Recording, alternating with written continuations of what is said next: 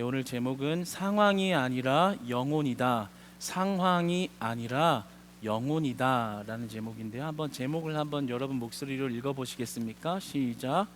상황이 아니라 영혼이다. 네. 오늘 이제 욥의 이제 말에 대해서 그 세 번째 친구 되는 소발이 이제 1절부터 20절까지 그 욥의 말에 대해서 반응하며 이렇게 대답을 하고 있는 것입니다. 여러분, 우리는 어떠한 사람을 대할 때 자신이 가지고 있는 지식의 틀로 어떤 사람을 빨리 판단하고 정죄하면 안 됩니다. 또 우리가 다른 사람을 대할 때 내가 가진 경험이나 지식으로 빠르게 속단해서 판단하고 정죄하면 안 됩니다. 왜 다른 사람을 바라볼 때 그렇게 내가 가진 지식의 틀로 빨리 속단하고 정죄하면 안 되냐면, 그 사람의 이면의 모습, 그 사람의 어려운 처지와 배경과 같은 것을 보지 못할 수 있기 때문입니다.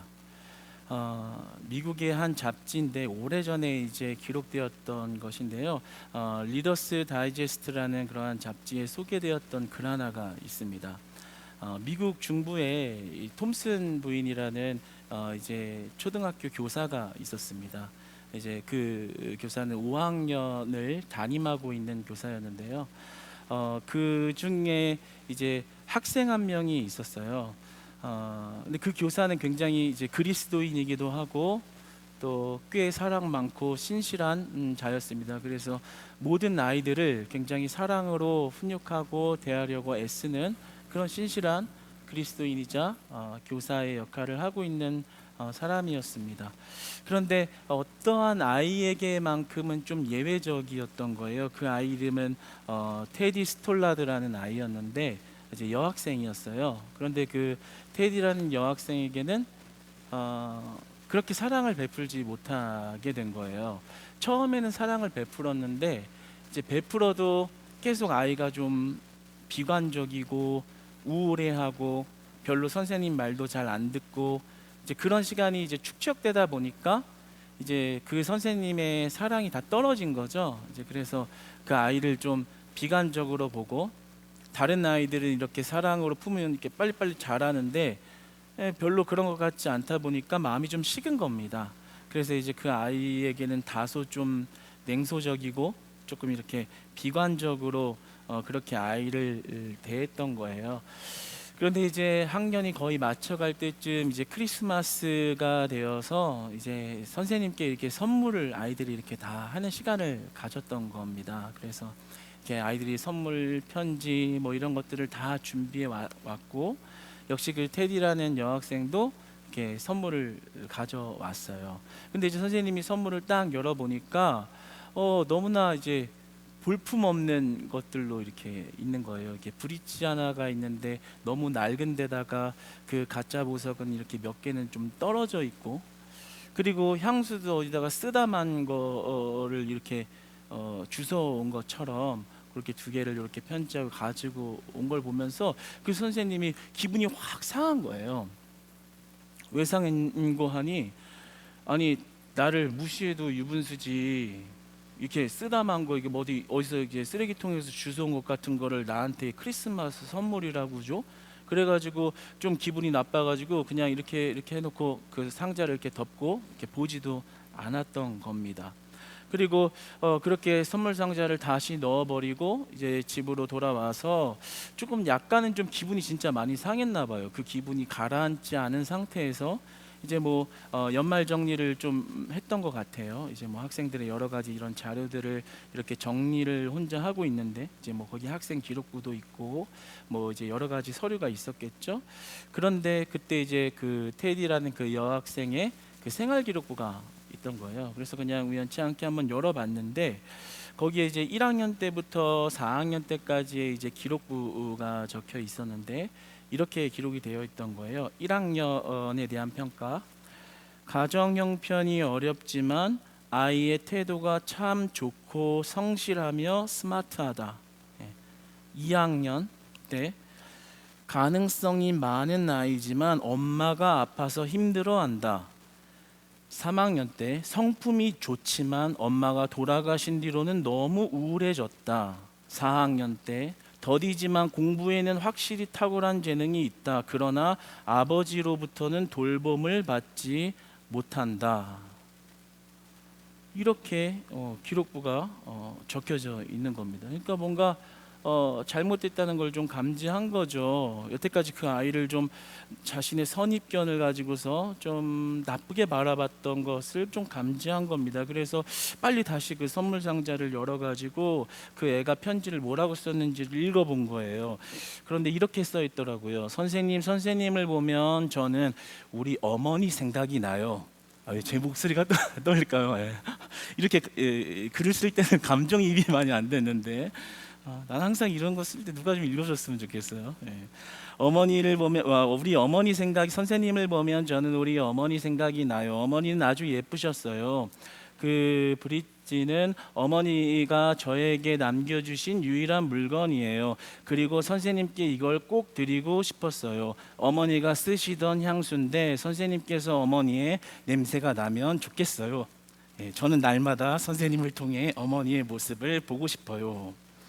근데 이 편지를 본 이 선생님이요, 그 자리에 앉아서 이제 오열을 한 거예요. 막 펑펑 운 거예요. 막 오열을 하고 모든 눈물을 다 쏟아내고 하나님 앞에 자신의 모습을 비추어 보니까 얼마나 내가 형편없는 사람인가. 사랑만은 척이나 할 줄 알았지 내가 진정한 사랑을 알았던가. 하나님 앞에 오열을 하고 통회하고 회심하면서 하나님, 다시는 이런 모습을 하지 않겠습니다. 비판하고 정죄했던 그 아이를 비관적으로 바라보고 선을 딱 그어놓고 있던 나의 그 못난 모습 용서해 주세요. 완전 주님 앞에 회심하고 회개를 했던 겁니다. 그리고 그 다음 날부터 완전히 다른 선생님이 된 거예요. 그래서 이제 그 아이 앞에 갈 때 그 이제 향수를 뿌리고 가고, 그 다 떨어진 이것을 머리핀을 부럽죠. 여기가 네, 여기 이것을 이제 달고 가고, 그렇게 그 앞에 그 아이 앞에 일부러 그렇게 나타나서 그걸 하고 다닌 거죠. 그러니까 그 아이에게 변화가 일어난 거예요. 이것을 선생님이 보고 이렇게 반응했구나. 라는 생각에 이제 그 우울증에 거의 아주 심각한 우울증에 빠져 있던 아이가 좀 기쁨을 찾고 그 사랑을 받던 이 아이가 변하기 시작하더니 이제 좀 더 긍정적인 아이, 진취적인 아이, 좀 성취적인 아이로 변화되기 시작한 겁니다. 그래서 학년을 졸업하고도 그 선생님이 계속 편지를 하고 안부를 묻고 좋은 관계를 가지고 그 아이를 계속 신경 써주고 기도해주고 이런 관계를 맺다 보니까 그 아이가 예전에 우울해서 그냥 비관적으로 뭔가를 맞췄을 아이가 이제 변화가 돼서 고등학교를 전체 2등으로 졸업하고 학교도 의대에 진학을 해서 대학에서는 1등으로 졸업을 해서 나중에 전문의가 된 것입니다. 그래서 이제 혼자서 자기가 잘 살아갈 수 있는 능력을 가진 자가 된 것이죠. 그래서 그가 이제 전문의가 돼서 이렇게 또 사회생활을 하다가 이제 결혼을 할 때 그 선생님을 초대해서 자신의 그 비어있는 어머니석에 좀 앉아달라고 해가지고 그 선생님이 와서 앉아서 결혼식을 이렇게 치른 것이죠. 여러분, 그 당시 그 담임 선생님인 톰슨인 그 여선생님의 그 눈물의 의미는 뭘까요? 그렇죠? 눈물의 의미. 그 아이를 이렇게 자신이 가져온 어떤 경험의 틀로 바라보고 속히 판단하고 그를 정지했던 것, 비관적으로 바라봤던 것, 그거에 대한 어떤 미안한 마음과 또 자신의 그런 부족함이 이렇게 교차하면서 그 오열하며 눈물을 쏟게 된 것이죠. 사실 알고 보면 그 아이는 어떻게 보면 그 아이의 이면을 보면 선생님이 진짜 도움이 절실하게 필요한 아이였고 위로가 필요한 아이였는데 그런 어려운 처지는 보지 못하고 그저 단순히 눈앞에 보이는 모습만을 보면서 자신의 어떤 사고의 틀로 그 아이를 바라봤던 자신의 그런 못난 모습을 회개하게 됐던 것이죠. 그러니까 사실 그렇게 볼 것이 아니라 그 아이의 이면에 있는 어려움, 매일의 삶에서 진짜 힘들어하고 있는 그 아이의 제자의 실상은 들여다보지 못했던 그런 모습을 참회하는, 또 회개하는, 하나님 앞에 회개하는 그런 값진 눈물이었을 것입니다. 그러니까 우리가 항상 어떠한 사람을 대하고 특별히 성도들과의 이런 관계를 맺을 때요, 우리가 가지고 있는 지식의 틀, 경험의 틀을 가지고 보여지는 현상만 가지고 우리 지식의 틀로 속단하고 판단하고 비관하고 정죄하면 안 된다는 거예요. 왜요? 그의 사실 보이지 않는 이면의 어려움이나 그런 처지, 도움이 필요한 처지를 외면할 수 있기 때문인 것입니다. 그래서 우리가 성도님들과 관계를 맺을 때도 마찬가지로 보이는 것만으로 쉽게 판단하지 않아야 됩니다. 그리고 내 지식으로 사람을 쉽게 판단하고 평가하면 안 되는 것입니다. 그것이 속마음으로 하는 것이라 할지라도 하나님은 우리의 중심을 보시기 때문에 속으로도 판단하고 정죄하고 비관하면 안 되는 것입니다. 여러분, 우리가 사람을 대할 때, 성도님들과 관계를 맺고 대할 때 정말 겉모습에 보여지는 그 모습이 문제일까요? 정말 그 사람이 잘못하고 있는 게 큰 문제라고 생각하십니까? 저 사람이 부족해서 이런 일이 일어났고 나는 너무나도 깨끗하고 잘하는데 저 사람의 부족 때문에 일이 망가졌다고 생각하십니까? 여러분, 어떠한 사람이 도둑질을 했다고 봅시다. 그러면 그 도둑놈을 보면 우리는 누구든지 손가락질을 할 거예요. 저렇게 나쁜 짓을 하다니, 저 사람은 마땅히 벌을 받아야지, 감옥에 가야지, 저렇게 남의 물건을 훔쳤으니 잘못한 거잖아 라고 쉽게 평가하고 바로 보이는 모습을 보고 쉽게 정죄할 수 있을지는 모르겠어요. 그런데 그 도둑놈이 내 자식이라고 한번 생각해 봅시다. 내 아들이고 내 딸이라고 생각해 봅시다. 아니면 자녀가 없는 사람 내 부모님이라고 생각해 봅시다. 그러면 아이고 마땅히 그냥 죗값 치러야지, 빨리 깜빵 가야지 라고 쉽게 말하겠나요? 아니면 이렇게 하지 않을까요? 내 부모님, 내 딸이라면 제가 저럴 애가 아닌데 제가 왜 저런 행동을 했지? 무슨 일이 있던 거지? 어디 뭐 협박을 받은 건 아닌가? 무슨 일이 있었길래 제가 저럴 애가 아닌데, 심지어는 그렇게 했다 할지라도 어떻게든 들키지 않았으면 좋겠다, 뭐 이런 마음이, 감싸고 싶은 마음이 먼저 들지 않을까요? 그러니까 우리가 성도님들과 신자들과 우리가 관계를 맺는 것도 보여지는 현상이 문제가 아니라 사실은 그 마음 안에 사랑이 없다라는 게 더 문제인 것이죠. 옆 사람이 못난 짓 하면 왜 저럴까? 저 사람은 안 되는구나. 저래서 저렇게 일이 안 풀리지 라고 마음속으로 비관하거나 그것을 입으로 뱉을지 모르겠어요. 그런데 우리가 사람을 대할 때, 성도님들을 서로, 성도가 성도를 대하고 그리스도 안에 교제와 관계를 맺어갈 때는 우리가 먼저 보아야 하는 것이요, 상황이 아니라요, 영혼인 거예요. 상황을 보는 게 아니라요, 그 영혼을 먼저 보고 관심을 가져야 하는 것입니다. 그것이 바로 우리 신자들이 관계를 맺어야 할 태도인 것입니다. 만약에 그 테디라는 아이가 그 선생님이 그때 그렇게 기록부를 보지 않고 편지를 보지 않은 채 끝까지 비관하는 마음으로, 자신은, 그 아이는 얼마나 자신의 그 어머니의 유산과 유산인 선물을 그 선생님에게 드릴 정도면 굉장히 많이 그 선생님을 사모하고 사랑한 건데, 그것에 대한 피드백이 어떤 화와 어떤 불만으로 표현되었을 때 그 아이는 얼마나 상처였을까요? 그 일 때문에 정말 스스로도 전문의가 될 수 있는 그런 공부에 능력이 있는 아이가 인생을 비관적으로 바라봐서 정반대의 삶을 살 수도 있던 것이죠. 여러분, 우리에게 무엇이 중요할까요? 정말 그 사람의 실수와 잘못 때문에 엎그러진 일이 중요할까요? 아니면 그 영혼이 더 중요할까요? 세상에서는 상황이 중요합니다. 보여지는 거, 그게 전부입니다. 그러나 우리 그리스도인들은 그러면 안 된다라는 거예요. 그리스도인들은 영혼이 먼저 보여야 합니다. 사랑하는 여러분, 옆 사람이 천하보다 귀한 한 영혼으로 보여지시는 그리스도의 눈이 회복되시기를 축복합니다. 할렐루야. 우리가 긍휼의 마음을 먼저 품어야 되는 거예요. 그래서 옆 사람을 사랑할 수 있을 때 그 안에 그리스도의 마음과 사랑으로 살아갈 때 여러분의 관계가 회복되고 사랑이 넘치는 교회가 되고 교제가 기쁜 교회가 될 줄 믿습니다. 오늘 이 본문을 보면 이 소발이 굉장히 이제 욥에게 그 두 친구와 마찬가지로 아주 냉정한 모습을 보입니다. 사실 이 친구들은 당대의 현자입니다. 굉장히 하나님을 잘 믿는 자고 어떤 신앙의 수준이나 이런 그들의 명성은 굉장히 그 당대에 소문이 나 있는 자들이거든요.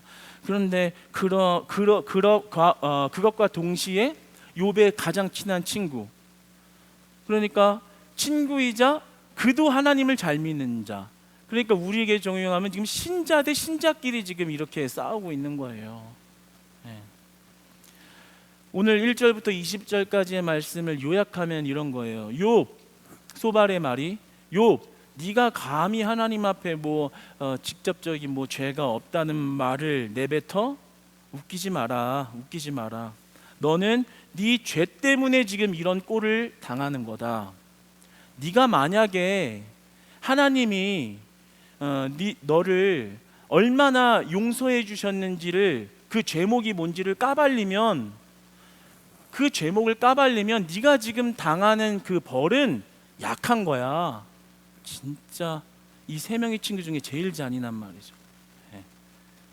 까발려봐. 너 하나님이 그나마 너 그렇게 해주셔서 이렇게 된 거지, 이거 심한 벌이 아니야. 너 네가 진 죄를 생각하면 너 벌 더 받아야 돼. 그러나 너 하나님 앞에 회개해. 그러니까 회개하면 너 이제 다시 이런 거 다 회복되고 네 일이 잘 될 거다. 이렇게 얘기하고 있는 것입니다. 1절부터 20절까지가. 근데 이제 소발이 우리가 잘 아는 것처럼 두 친구가 똑같은 실수를 하는 거죠. 실제로 욥이 당한 고난에는 그 직접적인 제목이 없잖아요.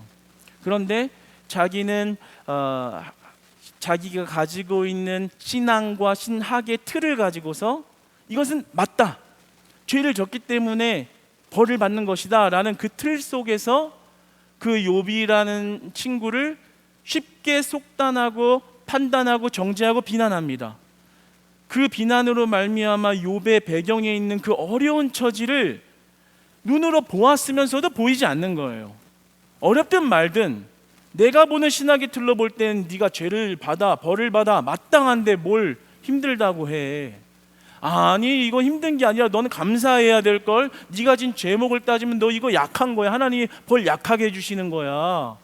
이런 말을 지금 하고 있는 겁니다.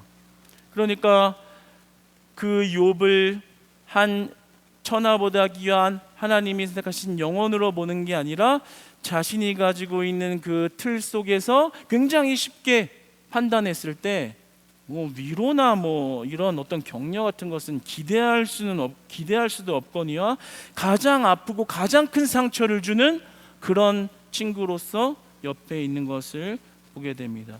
그러니까 여러분, 우리가 이제요 자꾸만 상황 보고 사람 판단하고 정죄하지 말고요, 그 영혼을, 진짜 사람을 영혼으로 보는 그런 마음으로 이제 성도들을 대하기를 원합니다. 그리고 저도 그렇게 대해 주세요. 네.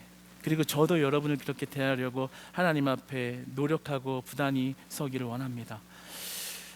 이런 경우들이 있잖아요. 어떤 경우에 이제 막 기도를 크게 할 때, 어떤 사람이 유독 막 기도를 크게 할 때 어떤 경우에는 그 사람을 비난하기도 하거든요.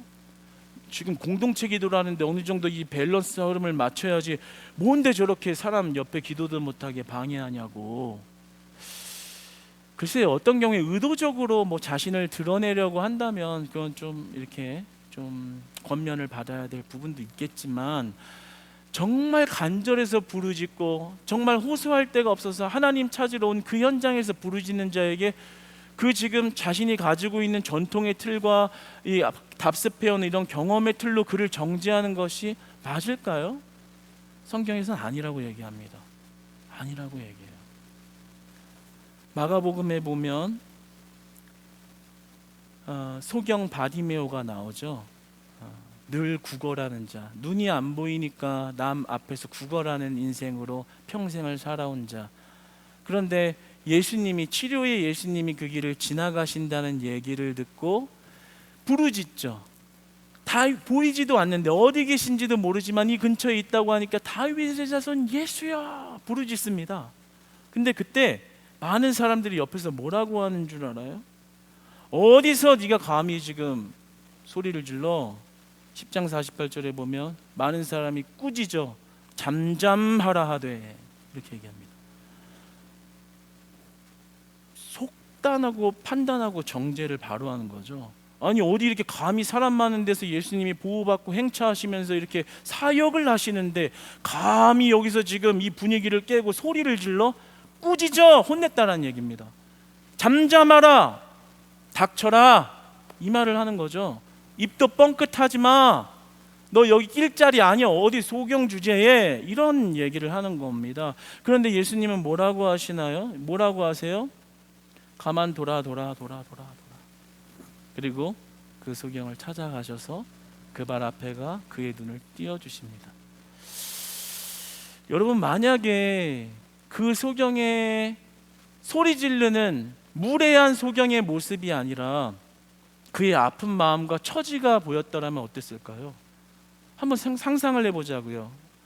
그 소경이 그냥 소리 질렀겠어요? 그 안에서 사람들에게 구걸하면서 온갖 정말 수모스러운 일은 다 겪었을 것이고 듣기 싫은 얘기는 다 들었을 것이고 왜 내 인생은 이렇게 살다가 맞춰야만 하는 억울한 인생인가라는 그런 자격지심과 피해의식으로 똘똘 뭉쳐서 그 안에서 절망하고 있지 않았겠어요? 그런데 그 어둠 가운데 한 줄기 빛인 예수 그리스도가 희망으로 다가오고 유일한 인생을 역전시킬 수 있는 단 한 번의 기회라고 봤을 때 그게 무례함이겠습니까? 절박함이겠습니까?